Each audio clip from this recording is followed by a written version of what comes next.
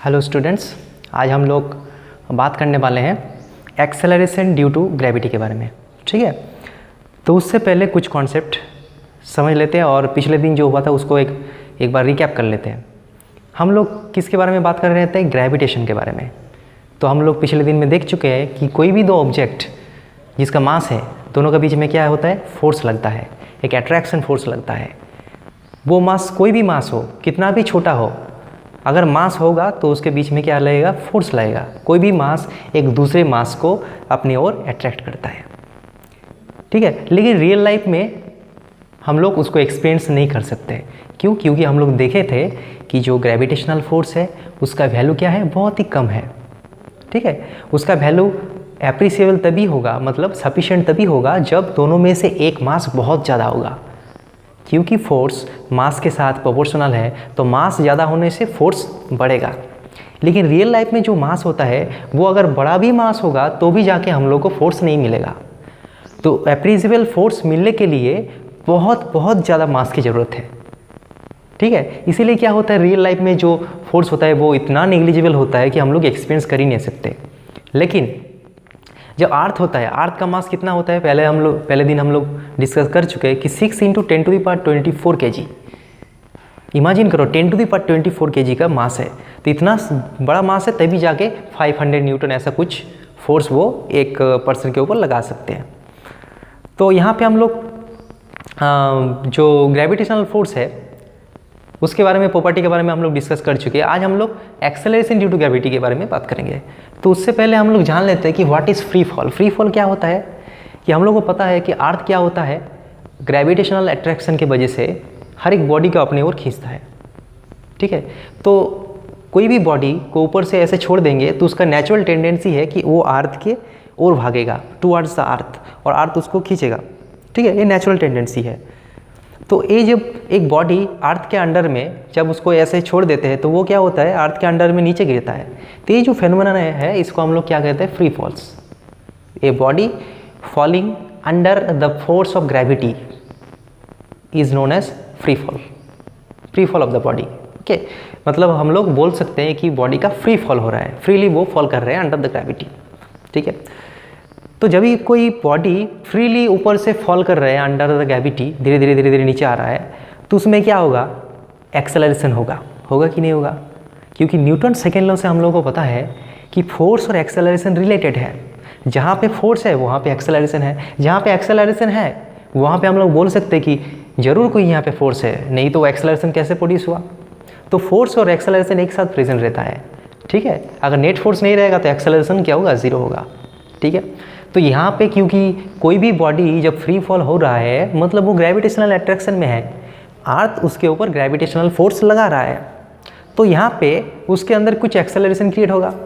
होगा कि नहीं होगा? तो वो हम लोग कैलकुलेट करेंगे। ठीक है, तो उसका क्या नाम है? Acceleration due to gravity. Acceleration due to gravity. Gravitational force के वजह से जितना एक्सेलरेशन प्रोड्यूस होता है वो है एक्सेलरेशन ड्यू टू ग्रेविटी। इसका सिंबल क्या है? स्मॉल g है। नॉर्मल एक्सेलरेशन को हम लोग a से डिनोट करता है, लेकिन ये स्पेशल एक्सेलरेशन है इसीलिए इसका नाम थोड़ा सा अलग दिया है, स्मॉल g। लेकिन यहाँ पे कन्फ्यूजन का कोई बात नहीं है, इसका भी यूनिट क्या होगा? मीटर पर सेकेंड स्क्वायर होगा। इसका जो प्रॉपर्टी है एक्सेलरेशन का वही है, वो एक्सेलरेशन ही है, लेकिन वो स्पेशल एक्सेलरेशन है, उसको अलग नाम हम लोग दे रहे हैं। अब देखो यहाँ पे हम लोग देखते हैं कि अर्थ है, मान लेते हैं अर्थ के ऊपर यहाँ पे एक पर्सन है किसी जगह पे। अर्थ के मास कितना है? मान लेते हैं अर्थ के मास है कैपिटल M, और ये जो पर्सन है इसका मास स्मॉल m है, और अर्थ का जो रेडियस है वो कितना है? अर्थ का रेडियस r है। अर्थ का मास है कैपिटल M, उसका रेडियस है कैपिटल R, और जो पर्सन वहाँ पे बैठा हुआ है उसका मास कितना है? Small m। तो हम लोग पहले कैलकुलेट कर लेते हैं कि इसके ऊपर कितना फोर्स लग रहा है, ग्रेविटेशनल फोर्स। तब अगर फोर्स हम लोग कैलकुलेट कर पाएंगे तो वहाँ से हम लोग आसानी से एक्सेलरेशन भी कैलकुलेट कर पाएंगे न्यूटन सेकेंड लॉ से। F = m है, ये पता है तो ये पता कर सके। तो हम लोग क्या कर सकते हैं कि फोर्स लिखेंगे, फोर्स, ग्रेविटेशनल फोर्स इसके ऊपर कितना लग रहा है, बोलो कितना फोर्स लग रहा है। ग्रेविटेशनल फोर्स का फॉर्मूला क्या है? अगर हमारे पास दो मास है m1 और m2 दोनों का बीच का डिस्टेंस है स्मॉल आर, तो एक दूसरे पे दोनों फोर्स लगाएगा अपने ओर। कितना फोर्स लगाएगा? कैपिटल जी एक कांस्टेंट है, first mass second mass by distance square, first mass second mass by distance square. तो यहाँ पे फर्स्ट मास मतलब क्या है? कैपिटल एम, स्मॉल मास मतलब स्मॉल एम, और डिस्टेंस तो यहाँ पे लिखते हैं capital G capital M small M by distance square. Distance कितना है स्मॉल एम और कैपिटल आर में? अब तुम बोलोगे कोई डिस्टेंस तो नहीं है, मैं तो अर्थ के ऊपर ही हूँ, तो अर्थ के साथ कुछ डिस्टेंस है ही नहीं। नहीं, ऐसे नहीं होता है।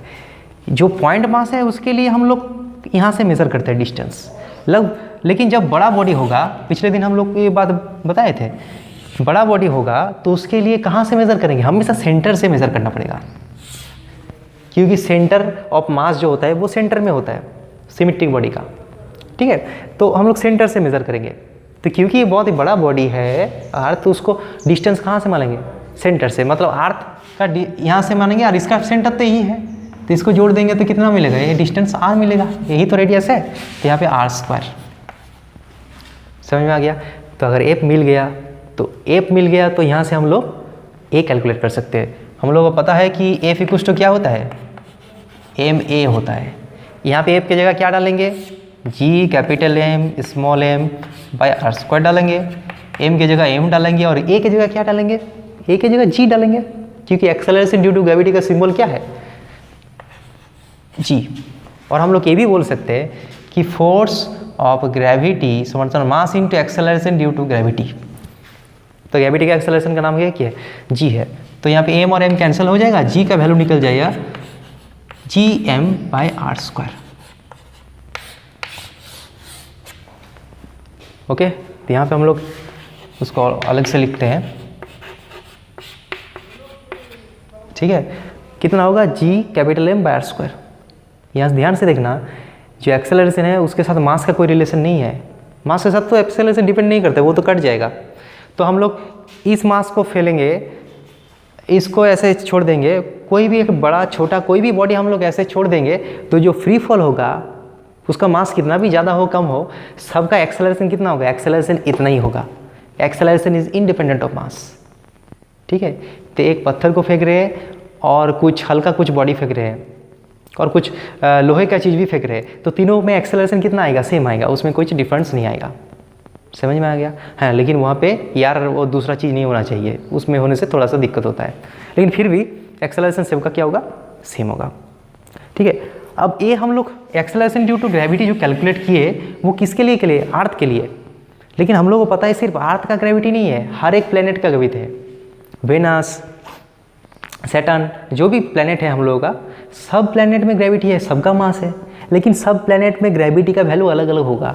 तो उसका gravity acceleration due to gravity का जो फॉर्मूला है वो हालांकि हम लोग अर्थ के लिए निकाले, लेकिन वो क्या है? जनरलाइज है, मतलब सबके लिए वैलिड है। तो क्या होगा? Acceleration due to gravity, acceleration due to gravity is equals to क्या होगा? G into mass of planet by radius of planet, और उसका होल स्क्वायर। ये जनरल फॉर्मूला है, मतलब सबके लिए वैलिड है। कोई भी प्लैनेट के लिए कितना ग्रेविटी है कैसे कैलकुलेट सकते हैं? जी मास ऑफ द प्लैनेट बैठा दो, रेडियस बैठा के स्क्वायर कर दो, जो मिल जाएगा। लेकिन हम लोग क्या करेंगे? इसको पता होना जरूरी है, लेकिन हम लोग अर्थ का कितना वैल्यू है वो हम लोग को पता है, वो हम लोग कैलकुलेट करेंगे। ठीक है, तो अर्थ का वैल्यू कितना होगा बोलो, कैसे हम लोग कैलकुलेट कर सकते हैं? देखो, जी का वैल्यू क्या होता है? 6.67 10 to the power -11। एम का वैल्यू क्या होता है? 6 × 10 to the power 24 kg, और आर मतलब 6400 किलोमीटर्स। सो इसको 1000 देके गुना कर देंगे उसका स्क्वायर। तो इसको अगर करेंगे तो अप्रोक्सीमेटली कितना आ जाएगा? 9.8 मीटर पर सेकेंड स्क्वायर। इसको तो हम लोग को पता ही है, हम लोग फेमिलियर है, लेकिन ये कहाँ से आया? ऐसे आया। अर्थ के लिए कितना होता है? 9.8 मीटर पर सेकेंड स्क्वायर। समझ में आ गया? तो यहाँ पे हम लोग लिख देते हैं कि जी का जो वैल्यू है वो क्या होता है? 6.67 10 to the power -11 होता है newton metre square, sorry newton metre square पर केजी स्क्वायर।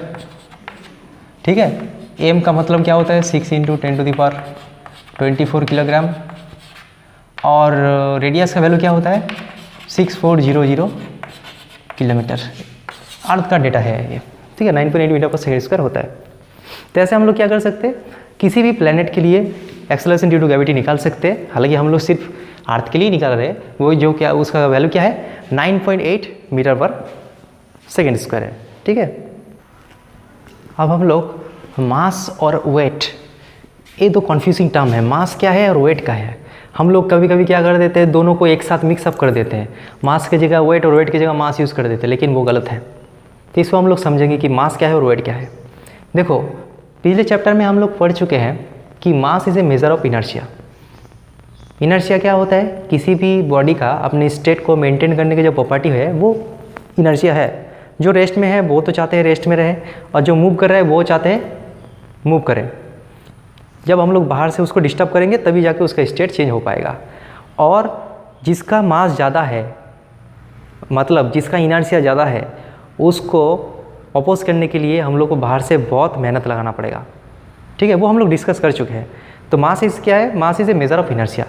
वो क्या होता है, इनर्शिया को मेजर करता है कि किसका इनर्शियल प्रॉपर्टी ज़्यादा है। और वो क्या होता है, सेम होता है सब जगह पे। यहाँ पे जितना मास होगा मून में जाके भी इतना होगा, वो दूसरा कुछ प्लैनेट में सेम होगा, ठीक है, ओके। और वेट क्या है, weight is the force by which earth attracts a body towards it. Earth किसी भी बॉडी को अपने ओर फोर्स लगाता है, खींचता है। तो ये जो फोर्स लगाता है उसी का नाम क्या है, वेट। इसका वेट कितना है, इसका मतलब अर्थ इसको कितना फोर्स से खींच रहा है, वही इसका वेट है, ठीक है, समझ में आ गया। तो वेट जो है वो क्या है, एक टाइप का फोर्स है, लेकिन फोर्स मतलब इसका स्पेशल नेम होना चाहिए। फोर्स ही है लेकिन उसको हम लोग वेट क्यों नाम दिया, क्योंकि स्पेशल काइंड ऑफ फोर्स है। अर्थ किसी बॉडी के ऊपर जितना फोर्स लगाता है वो है उस बॉडी का वेट। समझ में आया कि नहीं आया। अब देखो फोर्स इज इक्वल्स टू क्या होता है, मास टाइम एक्सेलरेशन होता है। तो हम लोग फोर्स के जगह हम लोग क्या लिखेंगे, फोर्स, अर्थ जब किसी बॉडी के ऊपर फोर्स लगाएंगे तो उसका नाम क्या हो जाएगा, वो भी फोर्स है लेकिन उसका एक स्पेशल नाम है, उसका नाम क्या हो जाएगा, W, weight is equals to mass. और यहाँ पे ए की जगह क्या आ जाएगा, फोर्स हम लोग लिख रहे हैं ग्रेविटेशनल फोर्स, तो ए क्या हो जाएगा, ग्रेविटी हो जाएगा, ग्रेविटेशनल एक्सेलरेशन, तो क्या हो जाएगा, जी हो जाएगा। मतलब W equals to M G, मतलब मास के साथ एक्सेलरेशन ड्यू टू गुना कर देंगे तो उसका वेट मिल जाएगा। तो हम लोग यहाँ पर लिख सकते हैं कि जो वेट है is equals to mass into acceleration due to gravity.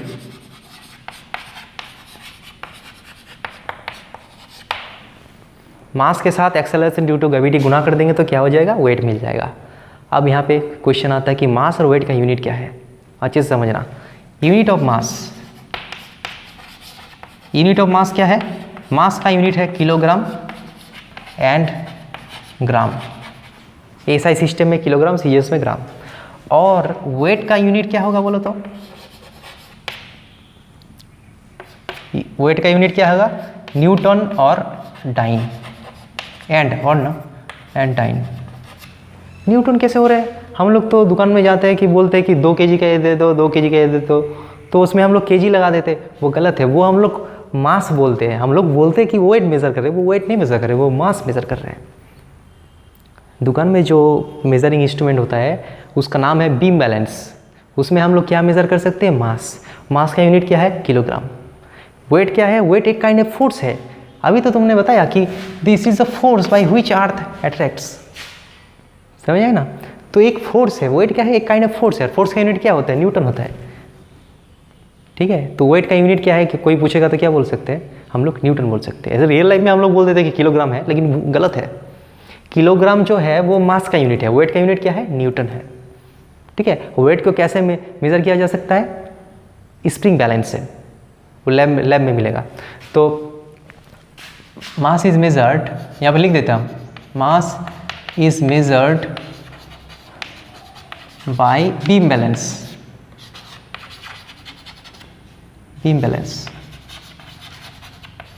And weight is measured by spring balance.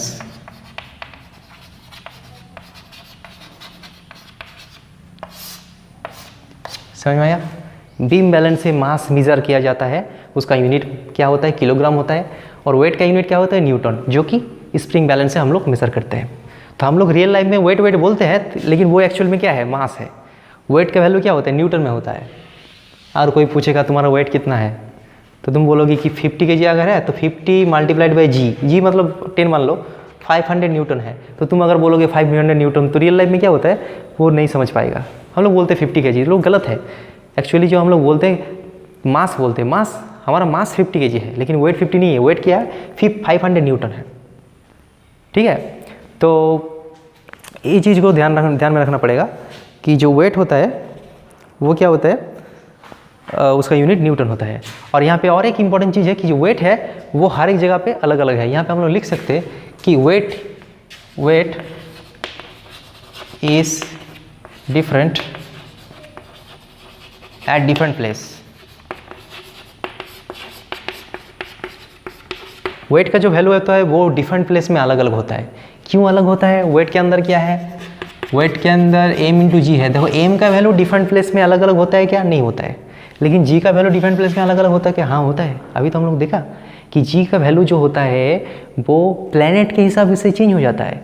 यहाँ पे अर्थ में जितना g का वैल्यू है दूसरे जगह में अलग अलग होगा, क्योंकि g का फॉर्मूला क्या था, कैपिटल G m/r²। तो प्लैनेट का मास और रेडियस के ऊपर डिपेंड करके उसका g का वैल्यू होता है। मून है, मून का अगर रेडियस, मास और रेडियस बैठा देंगे तो वहाँ मून का एक वैल्यू मिल जाएगा जी का। तो मून का जो जी होता है, जी मून, वो क्या होता है, अर्थ से 1/6 होता है, 1/6 ऑफ अर्थ होता है। इसीलिए जी, क्योंकि जी 1/6 हो गया तो डब्ल्यू भी क्या हो जाएगा, 1/6 हो जाएगा। इसलिए यहाँ पे जितना वेट होता है मून में जाके 1/6 हो जाता है। किसके डिफरेंस के वजह से, जी का डिफरेंस के वजह से, क्योंकि मास में तो कोई बदलाव नहीं आता, वो हमेशा सेम होता है, मास डज नॉट चेंज। लेकिन जी अलग अलग प्लेस में अलग अलग होता है और उसी हिसाब से डब्ल्यू भी चेंज हो जाता है। तो जो मून है, मून का जो मास है, मून का रेडियस है, वो हम लोग को पता होगा तो वहाँ का ग्रेविटी हम लोग निकाल के देख सकते हैं। वहाँ का ग्रेविटी क्या होगा, 1/6 होता है। ठीक है, और इसमें कुछ प्रॉब्लम भी सॉल्व करना जरूरी है, वो हम लोग कुछ प्रॉब्लम भी बाद में सॉल्व कराएंगे। लेकिन ये एनसीईआरटी से अच्छे से पढ़ना होगा। उसके बाद रेफरेंस बुक भी पढ़ सकते हो, लेकिन पहले एनसीईआरटी को अच्छे से समझना होगा।